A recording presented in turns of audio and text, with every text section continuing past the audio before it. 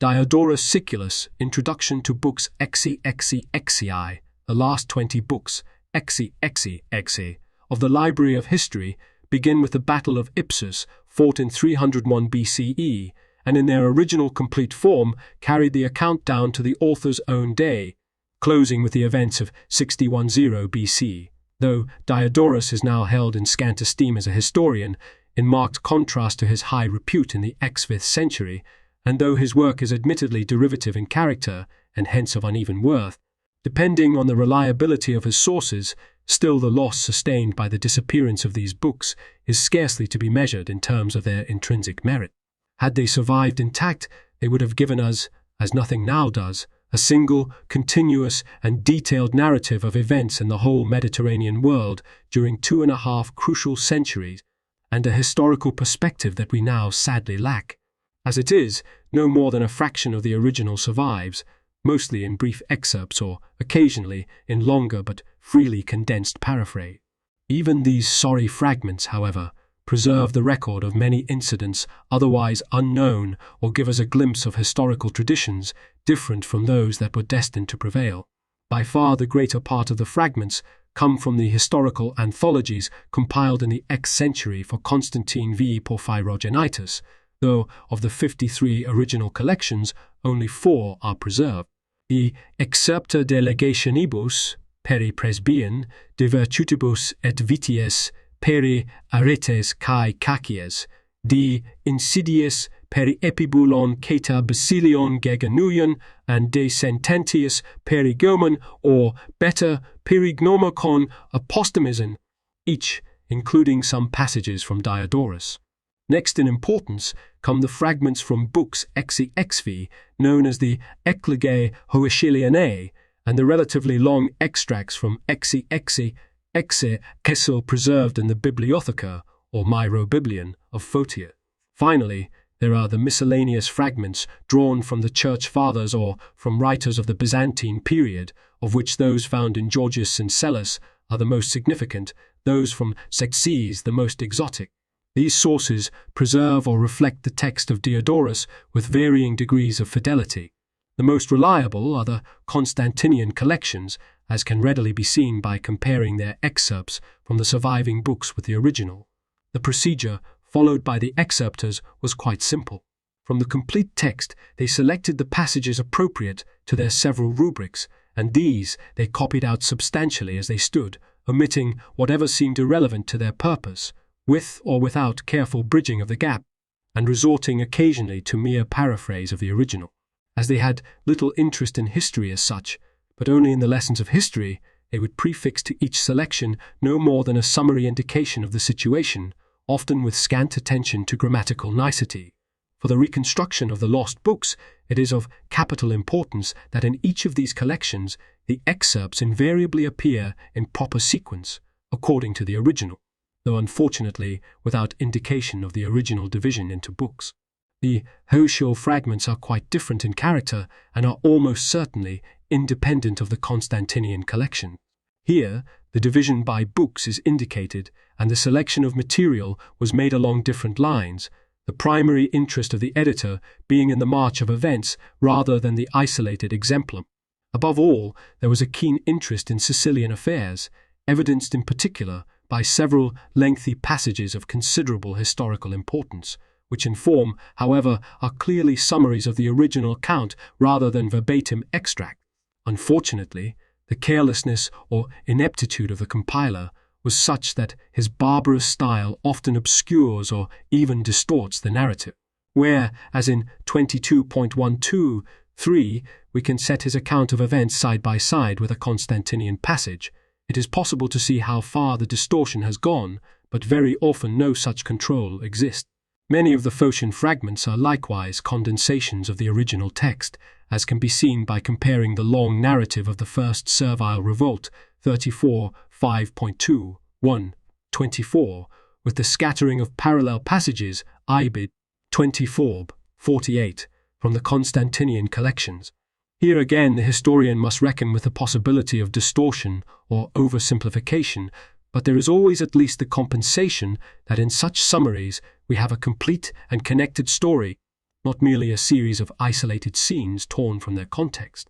The material selected by Photius is rich in interest, notably his accounts of the Jews in books XVIII, XXXII, and XL, and he is again helpful in determining the division of the later books despite some confusion in the recorded attribution by books, either on his part or that of later copyists. History of the fragments. The history of the several groups of fragments under consideration, though not without interest and significance, may here be recounted briefly. The first to be discovered were some of the excerpts made by Photius, which appeared partly in Greek and partly in Latin in the first complete edition of Diodorus, that of H. Stephanus, Geneva, 1559.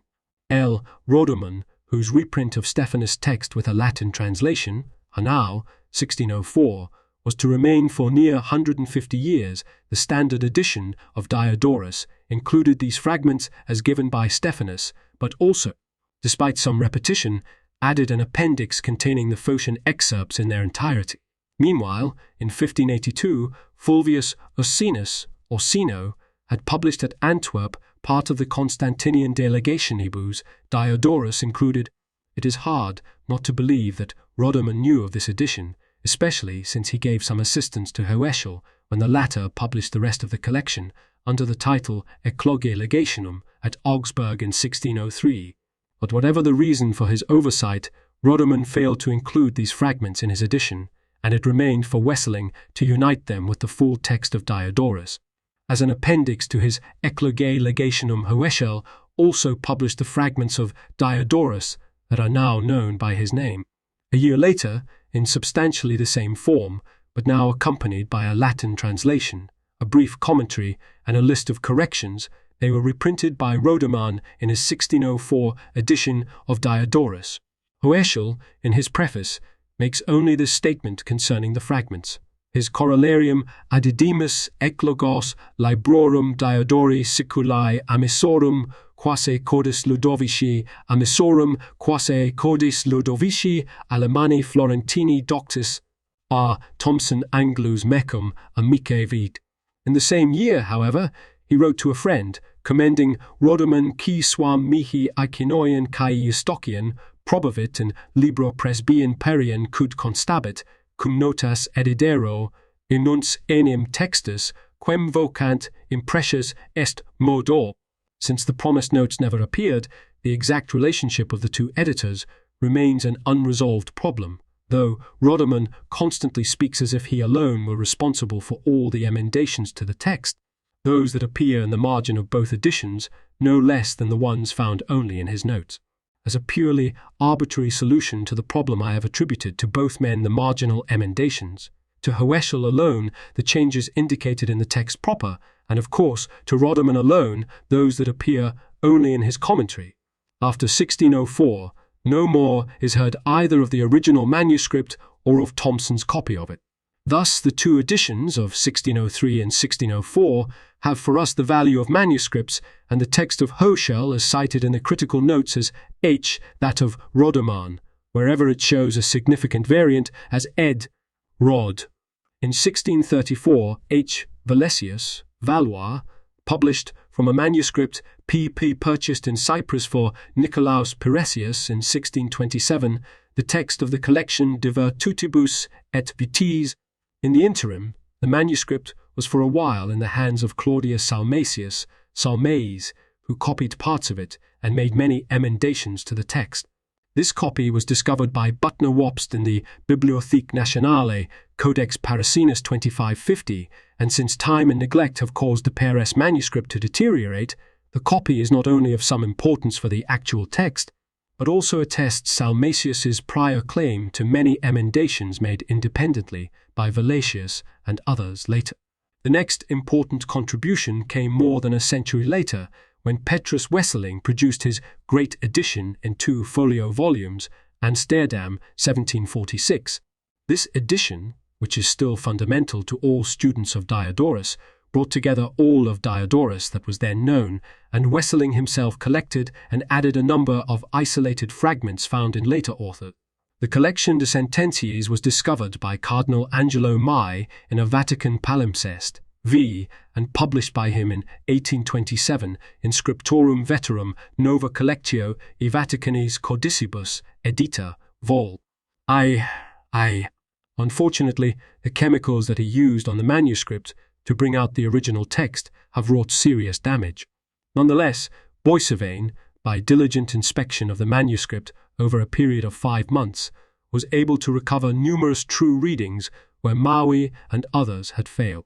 Thanks to his efforts, therefore, the present edition offers an improved text of these fragments that differs in many instances from the standard text of Dindorf's Tubner edition. The last major discovery, that of the Excerpta de Insidiis, followed hard upon May's publication of V. The Escorial manuscript, C., which is our sole source here for Diodorus and for most of the other authors represented in the collection, was copied in 1830 by C. Org. L. Thayer. For some reason, however, it was not until 1848 that he first published, at Darmstadt, a part of the text including the extracts from Diodorus. In the same year, at Paris, the Escorial fragments of Polybius, Diodorus, and Dionysius were brought out by Carolus Mueller in Vol. I of the Fragmenta Historicorum Graecorum, apparently from a copy he himself had made of the manuscript. Neither edition, however, was conspicuous for its accuracy, and it was again not until 1905, with de Boer's edition of the entire collection, that a sound text for this portion of Diodorus became available. The rest of the story is not one of discovery, but of consolidation. In this sphere, the chief contributor was Ludwig Dindorf, who between 1826 and 1868 brought out 4 separate editions of Diodorus, and whose services, especially as regards books XXXII, entitle him to be ranked beside Wessling himself. Of these editions, the second, third, and fourth are still of great value. The second, Dindorf II, published by Hartmann at Leipzig, 1828-1831, is indeed indispensable for the fragments, since it is the only complete edition with critical apparatus. Unfortunately, it is rare and difficult to come by. Although the collections of fragments were here still printed as separate units, as in the Wessling edition, a table was now provided, Vol. I 2, 213, 245, to show their arrangement in chronological order. Dindorf also made many additions to the section of miscellaneous fragments and did much to improve and elucidate the text of V, just published by Maer. The third edition, Paris, Didot, 1842, 1844, though based on a new recension of the Greek text by Dindorf, was actually the work of Mueller, who for the first time arranged the fragments chronologically and by books, and provided the Latin translation, for the most part ultimately the work of Roderman. Finally, Dindorf reedited the text for the Tubner series, Leipzig, 1866, 1868, keeping Mueller's chronological arrangement of books XXXII, but adding the Escorial fragments, and incorporating many emendations of his own and of other recent scholars, notably Herwerden. Since the Vogel-Fischer edition was never carried beyond Book X, Dindorf IV has remained the standard text for books XXXII, and it is therefore all the more regrettable that Dindorf did not here provide a critical apparatus. Since Dindorf's day, the chief contribution to the study of the fragments is the splendid critical edition of the Constantinian Corpus, published at Berlin by Weidmann, 1903, 1903, 1903, 1903, 1910, under the general title Bibliotheca Historica iusu im Constantini Porphyrogeniti Confecta. The volumes relevant to Diodorus are the following: I Excerpta Delegationibus ed. C. de Boer, 1903. I Excerpta de Virtutibus et Vitiis Parsi ed. T. Butner Wobst, 1906. I Excerpta de Insidiis ed. C. de Boer, 1905. I've Excerpta de Sententias ed. U. P. Boissevin, 1906. Though the avowed aim in this series was to recover the text of the Byzantine excerptors, rather than that of the original authors, the editors have placed in their debt all students of classical as well as Byzantine Greek, and for the fragments of Diodorus, their care in recording the readings of the manuscripts has made possible a much improved text, above all in the De Sententiis and the Delegationibus. The present edition, it is now a century and a quarter since the last critical edition of the fragments of books XXXII was published, and neither that edition, Dindorf II, nor the Excerpta Historica are readily available. Had the Vogelfischer edition of Diodorus gone on to include these books, taking account of the improved text of the Constantinian editions, it might have been practicable to accept it as a standard text, which could be reproduced with a minimum of change. As it is, no single edition can now be regarded as standard, and though the editor has leaned heavily on Dindorf IV, it seems essential to justify the text now presented by providing a much fuller critical apparatus than is customary in this series. In general, it has been my intention to record all significant variations from the manuscript readings, but obvious or routine corrections of accents, marks of breathing, augments, and minor changes in orthography have as a rule been made tacitly, so also with some more substantial changes where there seemed no possibility of doubt as to their correctness. On the other hand, a number of inconsistencies in orthography have been allowed to stand, though Dindorf in his final edition tended nearly always to standardize the spelling. Since the evidence for the text of most of the fragments is in each case only a single manuscript, the amount of emendation and correction required is inevitably large. Nevertheless, the text presented here is essentially conservative. Occasional Byzantine forms, such as Kataptophases 26.8 and Didin 31.85, have been allowed to remain, and likewise some Byzantine construction, especially in the non-Constantinian passages, where the text is more often a paraphrase than a faithful transcript. Attempts to make the Greek conform to Diodorian usage are both misguided and futile. The Hoetial Excerptor, for example, freely uses the genitive absolute where a circumstantial participle agreeing with its noun would be in order, as at 23.19, 2d Apolusantos s istilin o archon. This may at times, as perhaps here, be the result of hasty and careless condensation, and occasionally at such places, e.g. 22.10.1, I have ventured to indicate a lacuna, but on the whole, it is both safer and simpler to accept the construction as it stands, recognizing it as characteristic of the excerptor's own inelegant style. Emendation seems equally out of place where, in the Constantinian passages, the Byzantine editor has imperfectly adapted his introduction to the text proper. So, at 22.6.2, the editorial Orti Puros o Basileus is followed by Apine, which probably stood in the original text, and if so was needlessly amended by Dindorf to Ipen. Again, at 23.2, the words Orti Phoenikes kai Romaioi neamakesantes, though effectively explicit as to the situation, accord ill with the following participle and verb, which refer to the Carthaginians alone.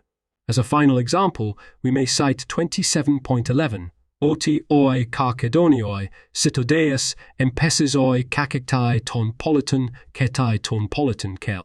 Here again, Dindorf amends, reading Tois Carchedonioi, although it seems evident that the words oi Carchedonioi were added by the excerptor, concerned only to make clear to his readers who these otherwise unidentified cacectai were. In preparing this edition, I have relied entirely upon the printed record and have not re-examined the manuscripts. Since the Constantinian collections have been well and critically edited and the manuscript of the Hoetial fragments is now lost, it is perhaps only in the case of Photius, last edited by I. B. Kecker, Berlin 1824-1825, that a fresh study of the manuscripts might have produced significant results. For Suidas, I have used the Adler edition, Leipzig, 1928, 1938. Other minor sources are cited by the last available editions, which in each case are identified in the notes on their first appearance. Dindorf IV has long been the standard edition by which the fragments of books XXXII are cited. For this reason, it seemed desirable at all costs to preserve the long familiar numbering of the fragments by book, chapter, and paragraph as found there. Fortunately, the work of Mueller and Dindorf in arranging the fragments has on the whole stood the test of time, though, in the light of our present historical knowledge, some changes were obviously called for. Yet to renumber completely, in accordance with some new arrangement of the fragments, seemed certain to lead to unnecessary confusion, as has notoriously been the case with the fragmentary books of Polybius. Under the circumstances, therefore, it seemed best to make only such changes in order as were, in the editor's judgment, imperative, but to keep the Dindorf numbering intact. Obviously, such a compromise solution entails some inconvenience, but it is hoped that this has been minimized by full cross-references given before and after the relocated passages.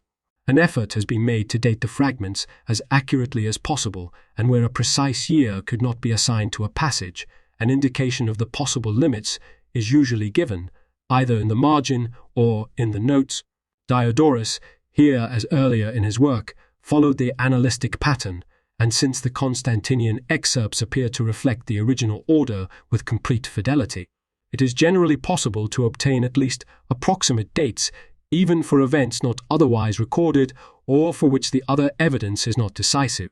To a lesser degree, this principle of arrangement and dating applies also to the Heschel and Photius fragments, though some of the long narratives in each, being compilations rather than actual excerpts, may obscure the original order by bringing together related events from the accounts of several years.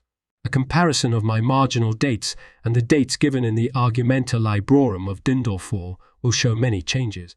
Some of the new dates may be regarded as securely established, others will no doubt have to be modified as further evidence is forthcoming. For the Roman chronology, I have relied chiefly upon T.R.S. Broughton's Invaluable Magistrates of the Roman Republic, New York, 1951, 1951, 1952, while for the Greek world the single most helpful work was B. Nice's Geschichte der griechischen und makedonischen Staaten, Gotha, 1893, 1903, which, though now outdated in part, is still the only broad study that takes account of and attempts to place all recorded events of the period.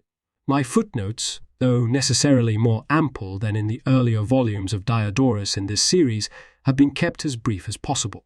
The primary purpose throughout has been to provide the reader, chiefly by the identification of names and the citation of parallel passages in other authors, with the means of setting each fragment against its historical background. Nor are the citations from other historians intended to be complete, and in general preference has been given to authors earlier than Diodorus, especially Polybius, who was one of his chief sources for books XXXII. Obviously, the notes could not attempt to provide a full commentary, though such a work would be desirable. The annotations of the Wessling edition, which incorporate the more important notes of preceding editors, still constitute the only substantial commentary available. Dindorf too reprints these, with his own notes to the Vatican fragments, v. and some slight additions, while for the De Insidiis there are only the brief notes of Feder and of Müller. Book XVIII, so far as it deals with the Marsic War, was edited with a commentary by Krebs, Wielberg, 1862. A few other works of some importance may also be mentioned. Of translations, the most useful is the German version of J.F. Worm, Stuttgart, 1827, 1820, whose interpretations and occasional emendations of the text have been unduly neglected. H. van Herwerden's Spicilegium Vaticanum, Leyden, 1860, deals primarily with the text of V, which he had himself re-examined, but also provides a running commentary, almost entirely textual, on many of the other fragments as well. Though intolerant of the work of others, and not infrequently perverse in his own interpretations, Herwerden yet contributed much to the study of the fragment. Slighter contributions, again mostly textual, were made by Reiske, Hertlin, Madvig, Kallenberg, and Kobe, and there have been a number of studies devoted to the question of the sources used by Diodorus. Except, however, for the incidental and scattered remarks of some historians, relatively little sustained attention has been paid since Westling's day to the actual content of these later books. The manuscript basis for what little has been preserved of books XXXII is extremely slight. The 4 Constantinian collections, and only 4 out of 53 survived at all, it may be remembered, seem each to have survived to the revival of learning in only a single exemplar. 2 late and imperfect copies, exist of the De Insidies, both from a single archetype, only one of which, however, contains the fragments from Diodorus. Of the Delegationibus, there are a number of manuscripts, but all again are late copies, none earlier than the late XVIII century, of a single earlier manuscript, now lost. This original had been bequeathed to the Escorial Library by Juan de Paez and perished there by fire in 1671. None of the copies has individual authority, and since it has not been found necessary to cite them except by their consensus, represented by the siglum O, it may suffice to refer for a detailed description of each to de Boer's introduction, Pap. XVIII. The Hochel fragments, as stated earlier, come from a manuscript now lost, which is represented for us only by the printed texts of Hochel and Rodemet. These have been carefully collated for the present edition. The Photius fragments present a more serious problem. It is now known that all extant manuscripts of the Bibliotheca derive from two extant manuscripts, the 10th century Codex Marcianus Ven, 450a, and the 11th century Codex Marcianus Ven, 451 m. Becker, fortunately, relied chiefly on a, which represents by far the better tradition. Of the three other manuscripts used by him, B is in fact only a copy of A, and its variants are therefore to be classed either as errors or as the scribe's own conjectures. Becker's C and D, the latter actually a mere copy of C, are poor and late representations of the M tradition, but M itself has never, so far as I know, been utilized for the text of Diodorus. Ideally, the present text should have been based on personal inspection of both A and M, but the editor's regret that this was not done is at least tempered by the pronouncements of a decided inferiority of the E Severines on the decided inferiority of the M tradition. Where it has been necessary to cite the manuscripts for the minor fragments, the standard sigla for each author are used. It remains to express my deep gratitude to the many colleagues who have generously given me assistance and advice. Above all, my thanks are due to my good friends and former teachers L.A. Post and A.D. Nock, the one for services far beyond the call of editorial duty, the other for his detailed and critical examination of my entire manuscript. Nearly every page owes something to each, and the occasional emendations of the Greek text credited to them represent only a small part of their real contribution. Professor T.R.I.S. Broughton allowed me to consult him repeatedly on problems of chronology and Roman history, and also read through the entire work, partly in proof, and partly in manuscript. Through the courtesy of Professor Albert Weifstrand, who copied out for me his marginalia on these books, it has been possible to improve a number of passages in the text with his unpublished emendation. At my request, Dom Anselmo M. Albareda, OSB, Prefect of the Vatican Library, kindly examined pages 353-354 of Codex Vaticanus Graecus Laxi IV. Unfortunately, not a word could now be deciphered there, even with the help of ultraviolet rays. Others to whom I am indebted for help include Professors Maurice T. Avery, Benedict Einarsson, Willie Pearmans, H.C. Uti, and Mr. V.G. Peterson. The Research Council of Florida State University generously provided a grant for assistance in reading proof on this volume. To all these, and the many others who are not named, I offer my warmest thanks. Francis R. Walton, Florida State University, April 1957, Sigla Eclogae Photianatus Marcianus 450 Cyanus 450 Ciec. XB Codex Parisiensiso Regius 1266. Eclogae Hoechelianae H. Lost Original, represented by the printed texts of Hoechel 1603 and Rodeman 1604. Excerpta Constantiniana o Consensus of the Best Copies or Descendants of the Lost Codex Scorialensis I-4. Excerpta Delegationibus P. Codex Turinensis C. 980 Peresianus Seic. Z. Excerpta de Virtutibus et Vitiis. Es Codex Scorialensis OI-11 Seies. XV. Excerpta de Insidias. V. Codex Rescriptus Vaticanus Graecus Laxii Ius. XVII. Excerpta de Sententias The Laub editor's notes. 1. The last narrative fragment, Book 40.5, preserved concerns the Catilinarian conspiracy, 63 BCE, for a discussion of the conflicting evidence on the terminal date of the work, and the possibility that Diodorus originally intended to carry it on to 46.5 BCE, see Oldfather's introduction to Vol. I. Pep. Ziv. XV. XVIII. 2. This collection is divided into two parts. Peri-Presbyean Romaean Pros Ethnicus, which contains only one passage, 31.15.2, from Diodorus, and Peri-Presbyean Ethnon Pros Romaeus. 3. Boissevane, in his Apparatus Criticus to the De Sententias, conveniently records all the excerptor's departures from the standard text. 4. Striking examples of careless introductions are found in 23.11, 27.4, 8, and 27.11. See below p. XVIII. 5. Here too, however, there are many sententia and some curious correspondences with the De Sententias, cp. 21.20, 1, 21.9.10, and 23.15, 12, may suggest that the Russel excerptor was familiar with that collection. 6. The pronounced emphasis on Sicily points to that island as the probable place of origin for the composition. 7. The full text of the Bibliotheca had been published by David Russel at Augsburg in 1601. Roderman mentions this edition at one point in his preface and, inconveniently, keys his notes to its pages rather than his own. Though I have not seen the Augsburg edition, I assume, therefore, that Roderman used it for his text. It is curious, however, that in the preface he thanks, not his friend Russel, but Abraham Drentwedius of Augsburg for making the Phocian excerpts available to him, whether by gift of a manuscript or of the printed volume he does not say. 8. Some of the emendations ascribed to Ursinus are certainly by Ant.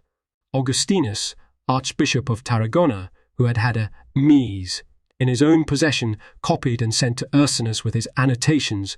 See de Boer's edition of the Ex de Delegationibus Preface, BP XCI XVIII. 9, quoted by Wessling in his Prefatio, but with a comma after edidero. And I have seen and used only the reprint of 1849, which lacks the Latin translation of the 1848 edition. 11. Pace F. Vogel, who, speaking to be sure primarily of books vi X, in vol. II, of his Tubner edition PV, VI, minimizes Dindorf's work on the fragments. 12. For convenience sake, this edition is cited simply as Dindorf III, without mention of Muella. And in fact, though the chronological disposition of the fragments, the major contribution of this edition, was Muella's work, the groundwork for this had been laid by Dindorf in the table mentioned above.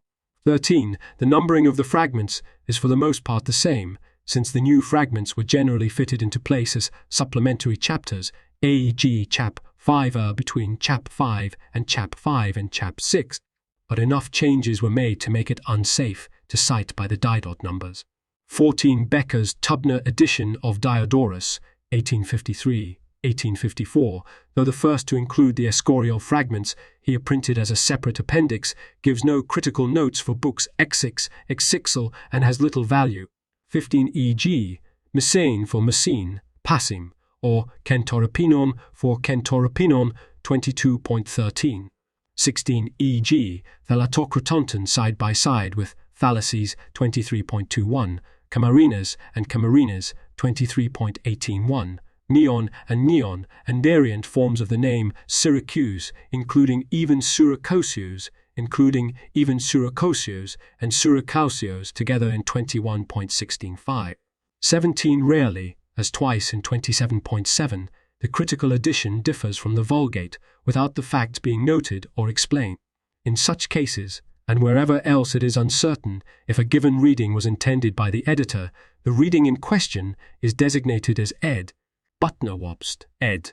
Wesseling, etc. 18. But such a passage as 22.5, for instance, was not transposed, since its exact date is not certain. It could, however, and perhaps should, stand somewhat later in the book, either after chap 7 or after chap 9. 19. In addition, Some passages printed separately by Dindorf have been combined whenever fragments from different sources could be reconciled or fitted together, e.g. 26.11, where 3 separate fragments overlap, 32.9 and 10.1. The most extensive rearrangement of this sort occurs at 23.15 to 23.14, 3, 4, and 15 dined, where much unnecessary duplication has been eliminated. 20. See the notes on 29.10 and 29.9, where Mueller and Dindorf disregarded the evidence of the manuscript. 21. So 24.10 on the capture of Hecatompylus and 24.12 on the cruelty of Regulus's widow can be dated to the period 247-241 BK1 BC, since the passages 24.5 and 25.21 that precede and follow them in the XVIII de Virtutibus can be dated and accordingly set the limits. 22. I have discussed a number of passages, including, from the present volume, 24.12, 25.8, 25.8, 25.19, 29.13, and 29.39.27 in a J.27, in AG 56, 274, 181, 423 Recherches sur la Chrestomathie de Proclus. Première partie. The Codex 239 de Photius, Vol. I. Liege, 1938, Pap 374, 379. Images with borders lead to more information. The thicker the border, the more information. Details here, up to Diodorus Siculus, classical texts, Lacus Scurtius. Home. A page or image on this site is in the public domain only if its URL has a total of 1, only if its URL has a total of 1. If the URL has 2 asterisks, the item is copyright someone else and used by permission or fair use. If the URL has none, the item is see Bill Thayer. See my copyright page for details and contact information. Page updated 10 Sep 17.